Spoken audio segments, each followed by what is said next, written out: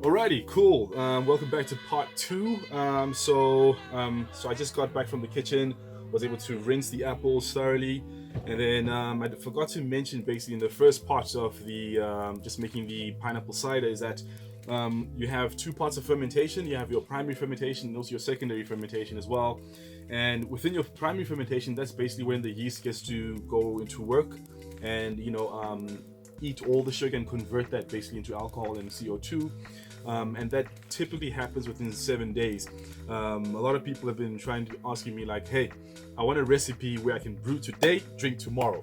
Unfortunately, you can't really cheat nature. I mean, fermentation is a natural process. You have to allow nature to do its work. So 7 days is the recommended time. Depending as well on the temperature that where you keep your fermentation bucket basically at ideally at a good ambient temperature, room temperature. It will ferment like for 7 days, and that's when you'll have your good percentage of alcohol, like 6%. Well, this will be around 7%, 7.5. And that's when it will be done fermenting. Then from there you want to siphon it into a secondary bucket and allow it to settle for another 2 or 3 days.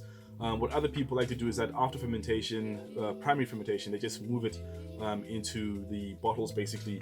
I like using these kind of bottles. You can use any kind of bottles that you want to use. These ones I get them from, they actually are used juice bottles, which I got from one of the grocery stores that I like going to basically. Any bottle that you can use, preferably plastic ones, and make sure that you sterilize them as well. You clean them, you run them through hot water as well. Some people do use glass bottles too. Just make sure that you don't close it too tightly, because if you do, it may explode, because even within secondary fermentation, the yeast, there's still live yeast in there, and that yeast will still convert the residual sugar in there into alcohol and CO2 basically. Another process called back sweetening. You can still sweeten it as well. When you're done fermenting it all together, you put it into the bottles. You can add more sugar, depending on your palate. I prefer the more drier ciders. Some people prefer them quite sweet. It doesn't matter. So just make sure that your bottle's not closed too tightly, because it might explode.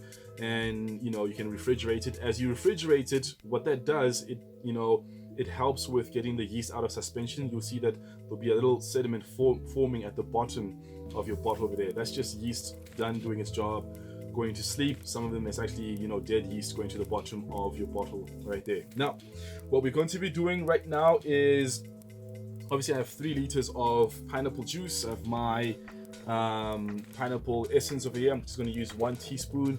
I have my sugar, then my 10 liter pot over here, and then I'm going to be only using 5 liters now to boil all of this together. And yeah, that's what I'm going to be doing right now. So I'm going to be coring them out, the core out of the apples. And the main reason why is that you don't want the tannins, or the flavors of the apple seeds, seeping into your cider. Some people don't mind that because it doesn't give that much of a difference. I just like doing it that way basically myself in my particular recipe over here basically. So it's all up to you as to how you want to prepare your cider basically. By the way, I'm using the Golden Delicious apples. I'm making this over here. I already have my water, 5 liters of water inside, adding the apples inside there. Then we're going to add the 3 liters of juice, and after we add the 3 liters of juice, we're going to add the sugar, give it a nice stir, put it onto the stove, and then give it a nice boil for 30 minutes. Then allow it to cool down to room temperature. Then we top it up with water. Water that has already been pre-boiled already. And then once we're done doing that, then we add our yeast. The reason why you don't want to add your yeast at very hot temperature is that because yeast is also a living organism, and it would die if you add it at very high temperatures. And hence why some people will be shocked is that they'll add the yeast as well in very hot wort in beer, basically, and they get surprised why their beer or their cider does not ferment over time.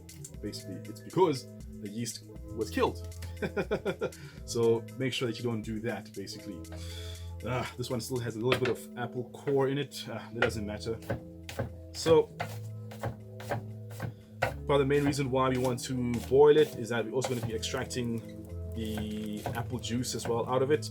Ideally, you can use a blender. A blender works very well. If you have a juicer at home, just juice the apples and then just give them a quick boil. Like, don't boil it for too long, because as you do, you might just change the flavor of the apples. So probably, like some people say, like 15 minutes or 20 minutes if you do have apple juice in it. I just give it a good 30 minutes myself.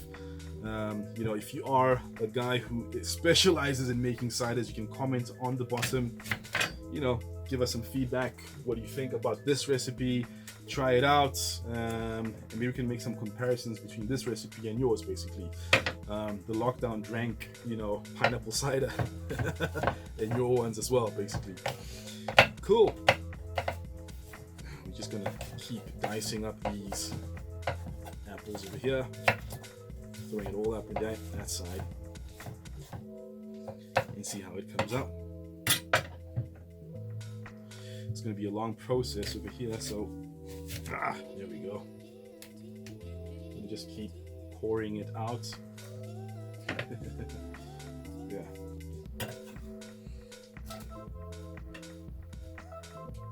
By the way, once you do get to do this yourself, please take a lot of pictures of yourself doing this. Take some pictures as well of the final product. Take a few videos if you can, and send us feedback, please. We would like to get some feedback too. We also have a blog site as well. On our blog site, please also comment over there. And if you have any other recipes that you want to share as well, we can share that with us too, and we can share with the rest of the world, basically.